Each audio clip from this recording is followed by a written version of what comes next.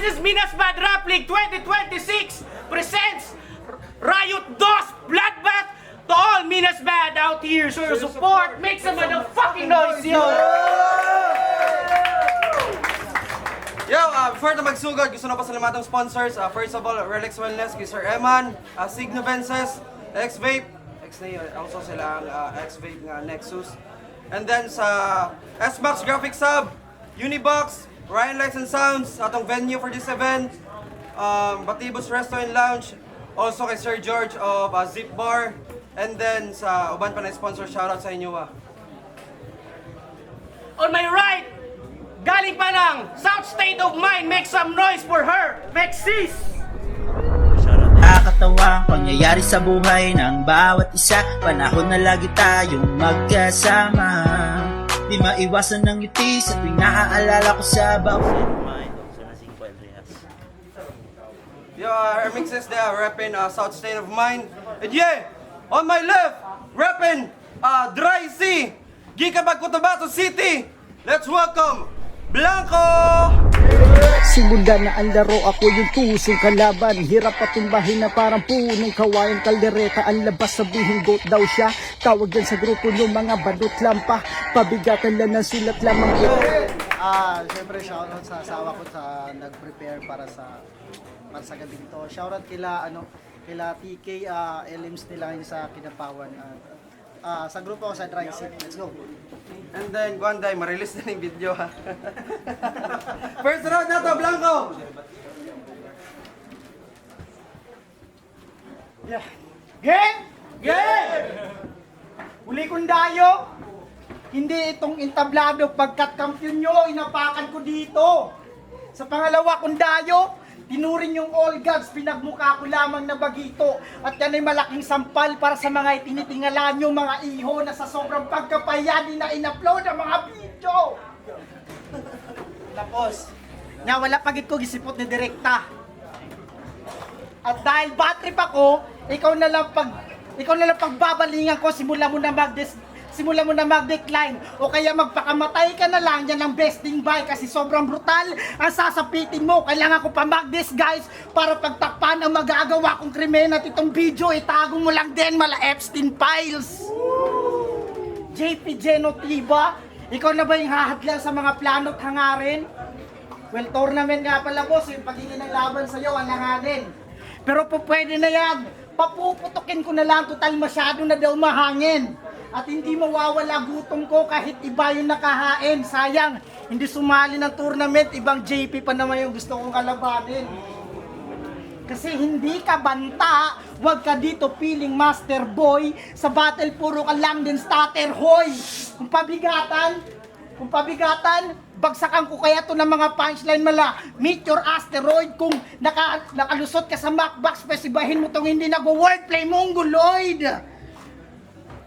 At alam kong pupunahin mo pag-a-advance ko kasi kalaban hindi pumunta. Well, hindi ko masisisi kung bakit natakot yung direkta sa presensya ko pa lang ay nauga. Kaya tigilan ng kakaiyak, yung luha sa matay pakipunasan mo na. At tigilan na din ng kakaputak, magmumukha ka lang tanga kung hindi lang umatras si direkta pagsasabayin ko kayong dalawa. O pwede rin apat, rematch na lang kay Eko, ano? O kaya si Kael dito. Kasi who the fuck are you? Parang what the hell? Iho, para bumangga yung kamoteng rider sa nakatambay lang ng L. Iyo, sobrang init ng aking dala. Lahat kayo mauuga. Ako na'y maghatagog L. Ninyo! Kinolap niya pa si Jed na hindi bumabattle para lamang magpabida. Ultimo si Course. At kung sino-sino pang may tira dito sa liga. Na para bang entitled siya para patulan nila. Bakit? Meron ka bang branding? Sa mga tournament, nagkampiyon ka na ba? Ang pagpatol nila sa'yo, tol, meron ba silang mapapala? Bakit sino ka ba? 7 taon ng panay-choke sa mga battle rap at patanga-tanga sa pambibenga. Laging laglag sa mga tournament kaya wala kang bilang kasi wala kang kwenta. Ako, halimaw sa mga na tila kinalagan nyo ng kadena. Ikaw, wala, piling halimaw lang pero grabe ka ba nga? Hoy, South State of Mind, hindi nyo ba ito na seminar na kung magko-call out dapat yung dala mo heavy bar. Kaya naman may pinapasabi sa'yo si Course. Ewan ko lang kung magawa mo pa na mag-angas ngayon. Tangina mo, Hermexis! Bagak kang nawong!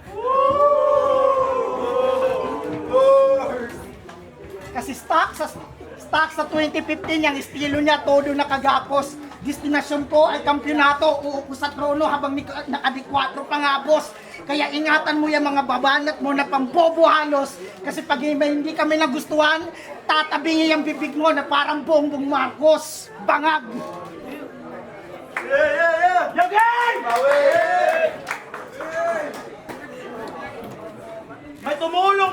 May tumulong pa sa kanya, pues iba ang yung sasapitin.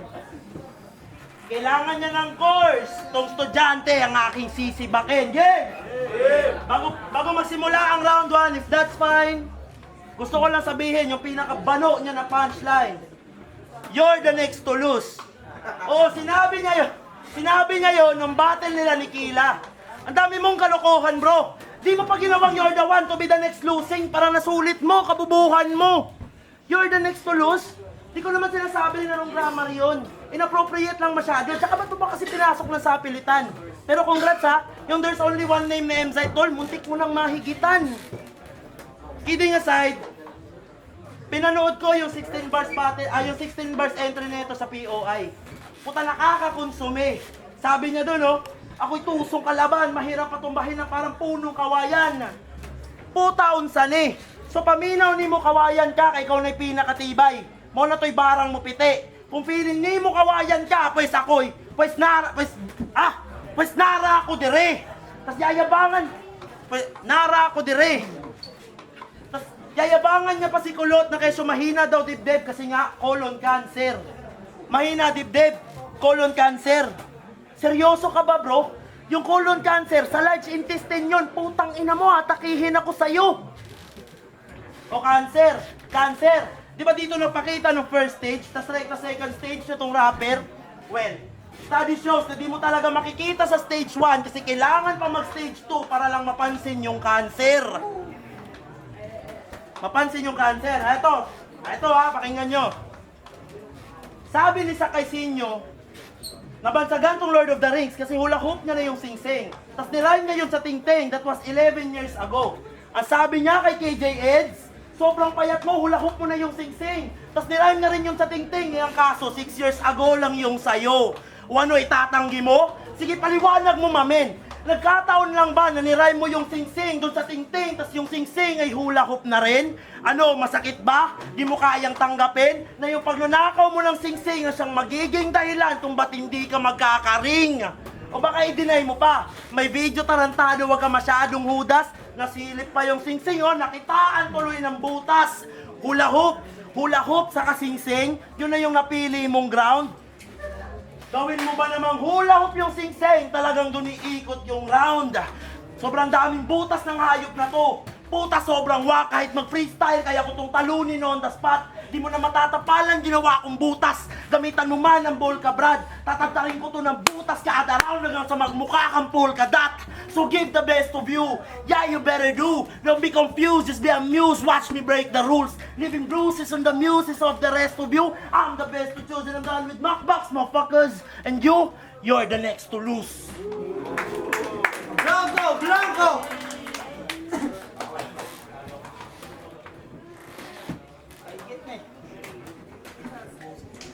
Alam mo, hindi ko pa man to nakakasalamuhan ng personal. Alam ko may main character syndrome na to. Kaya tablado ka daw sa mga kagrupo mo at ibang battler sa sirkulo mo. Isipin nyo, nag-uusap kayo ng tahimik sa may gilid habang may mga topic na tinatakil. Nang walang abog-abog, bigla itong sisingit, pag-ispit-ispit ang mga lyrics niya sa battle. Hoy JP, may nakapagsabi na ba sa'yo dito na banu ka? Nananalo na lang kung yung kalaban bagito o di kaya naman mas banu pa. Pero pag tunay na nakaharap, tanggal yung angas pag nagkataon. Lahat kasi ng mga barang binabato ay mga linyang patapon. MCing galit na galit sa personalan, sa foul lines, grabe niya kay stricto. Kasi daw pag banu sa puntuhan, dadaan din daw sa foul lines kasi mas madali pag free throw. Talaga? Sigurado ka ba dyan, amigo? Malaman lamang ko, nandamay ka rin sa laban yun ni Macbox, ha? Anyari? Hoy, gago ang corny mo. Foul lines, bawal. So ano lang pwede? Maging hipokrito?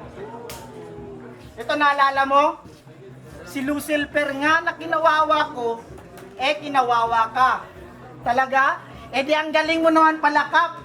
Pinagyayabang niya dito yung tinalo niyang bata na di naman talaga na marunong mag-rap.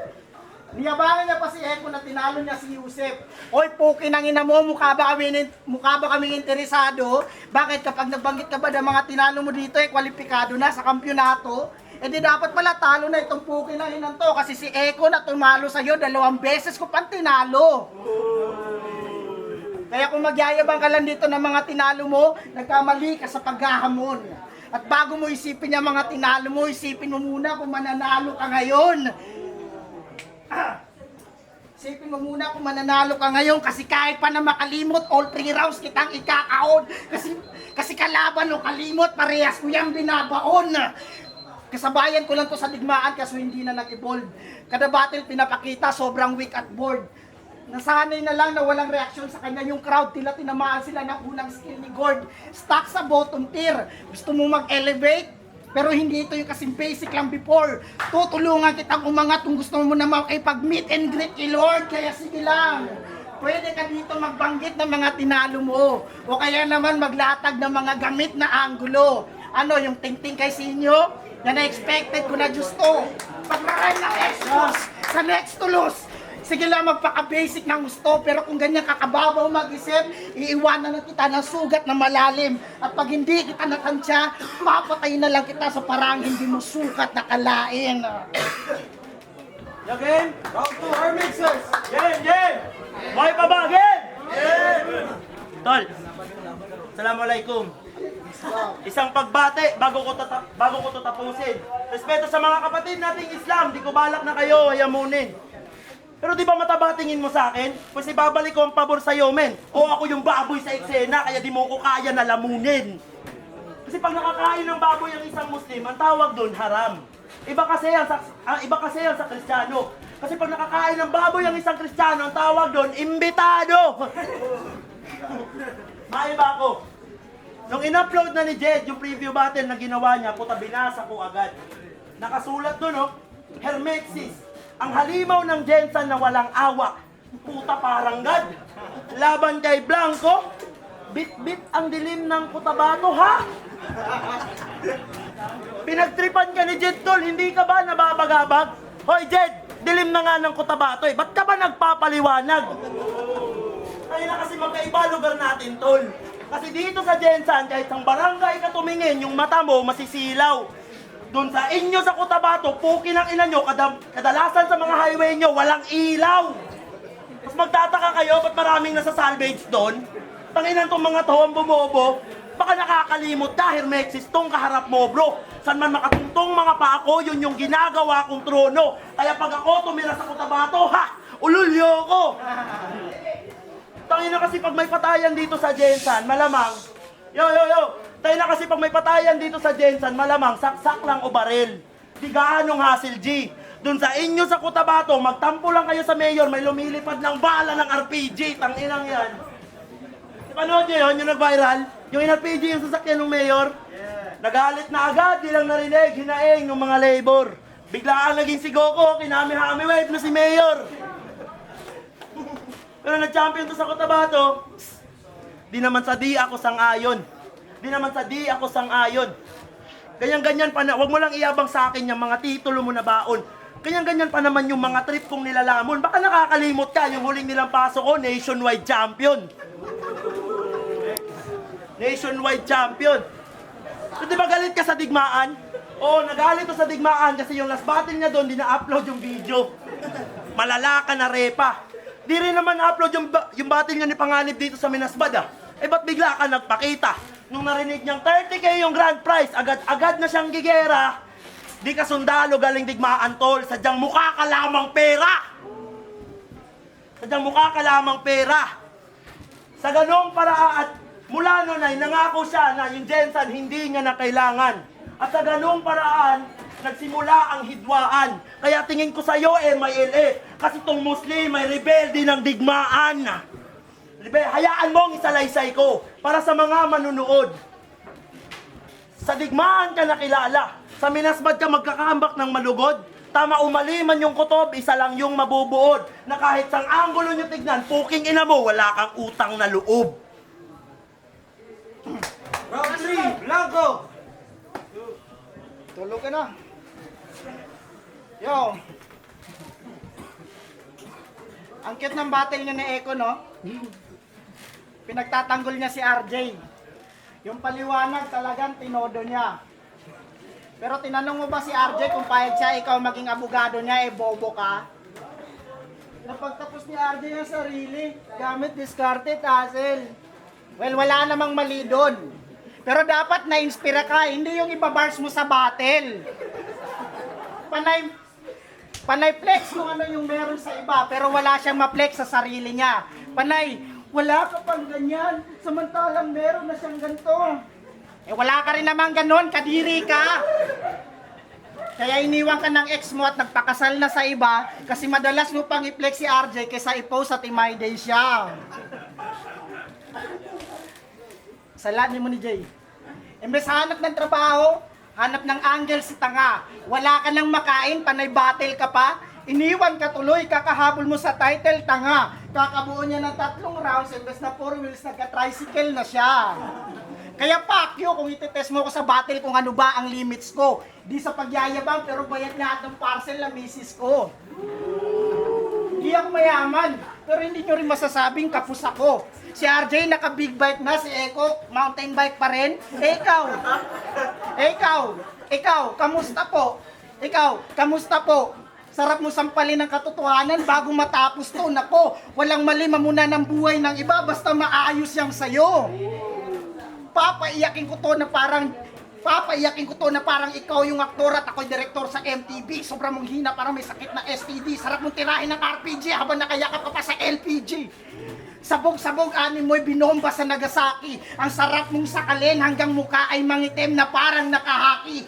Ay, Bisaya na kumakadot ng saging, wag niyo kong tutulugan, bobo. Ako ay Moro, may hawak bolo dahil kung bakit di ka makukurunahan kasi mapupugutan ka ng ulo. At para kay Exodus, sa akin mo na ipas ang trono at sulo. Rekta semis na kay Eko o kay El o kay sino pang bobo na sunod. Kasi kamatayan lang din ang hatungan mo kahit pa ito doon ni Bugo. Para nakipaglaro ka ng ruleta kay kamatayan at nahito yung iko sa logo ng bungo. At kung ito ay Squid Game, malamang ikaw si Lunchbox. Tinamaan ka yata ng bad luck kasi ako naka-encounter mo sa match-up. At ito sa utak mo'y salpak. Hindi ka malakas, kaya ka nandito sobrang hina ng Macbox. At May 2 dapat itong battle. Kaso itong gago hindi makapaghintay. Siya ang may gusto na April 18 ilagay. At yan ang pinakamalaking magkakamali niya mga bay. Maigsi lang ang buhay, ba't nagmamadali kang mamatay? Game! Bago ko simulan tong round 3, gusto ko lang pag-usapan kung bakit. May mga linya siyang patapon, napilit sa akin ginagamit. Napilit sa akin tinatapik. Kung mapapansin nyo, yung mga linya niyang parcel, pugutan yung ulo, walang corona, hindi tatama sa akin at lalong di rin panglalait. Paano tatama yung mga linyang yon? Ilinya niya yun kay Direkta na hindi niya nagamit. Oo, nag-back out si Direkta, di lang basta pahaging. Kaya sayang yung sulat kung mababali wala rin. Ululhuli ka na boy, kahit di ka umamin. Yung sulat para kay Direkta, puta dinirekta niya sa akin. Dinirekta niya sa akin. Kung panireklamo ka dun sa Direkta na nag-back out kasi yung pamilya may sakit, paano ka papalag ngayon dito sa MC pumunta pa rin, maging buhay man kapalit? Kasi nung last event, gumitna, nakidigma, partida, na disgrasya pa nga ako. Lumaban kahit paano, balik kaliwang braso, yung kamatayan at yung battle, parehas pinanalo, kaya di ko nakasalanan kung ba't yung Macbox ang nagblanko. Magkaiba tayo ng paraan kung paano tayo umabante. Ngayon nyo masasaksihan kung sino ba mas dominante. Kung nakapasok ka lang ng quarter kasi yung kalaban mo hindi sumali, o ako na nakapasok ng quarter kasi yung kalaban ko literal na walang sinabi. Kasi pag yayabang mo sa amin, na kaya daw, narinig niyo yung round 1 niya, kaya daw nag-back out si Direkta kasi nangilag sa kanya. Ulol, masyado kang mahangin. Kung sakali mang natuloy yung laban yung sabihin mo, ikaw yung alanganin. At alam ni Direkta na yung Macbox tatalunin ko lang. Malamang na-predict niya na nga rin. Kaya hindi siya nangilag sa'yo. Sadyang natakot lang siya sa akin. At saka malas-malasan mo, ikaw ang sasalo sa hamon.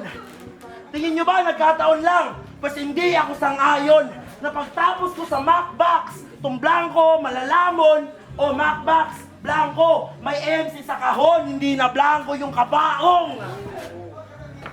Kasi ganito lang ako dati, tagahangang malugod, pumapalakpak sa mga linya mo kay Kila at isa sa manunood. Kaya di ko inaasahan na dun sa kwentong nabuod na sa muli kong pag-apak ng entablado, ikaw na yung kasunod. Kukulangin tong blanco, mahina ka pagago. Kahit anong gawin mo, hindi ka pwede na manalo. Pano, tarantado, masyado... Mahina pa tong blanco. Ay, kukulangin tong blanco. Mahina ka pagago. Kahit anong gawin mo, hindi ka pwede na manalo. Pano, tarantado. Pinakita ko lang sa tao na ganun ka bano pag nagblanco. Ano? Rekta na ba, Semis? Ha?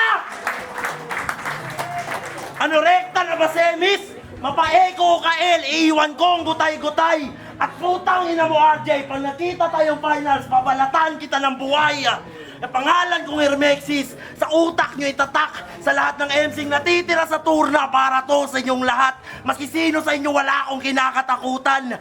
Kahit sino itapat.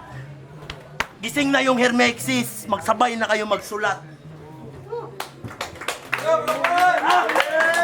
Tol!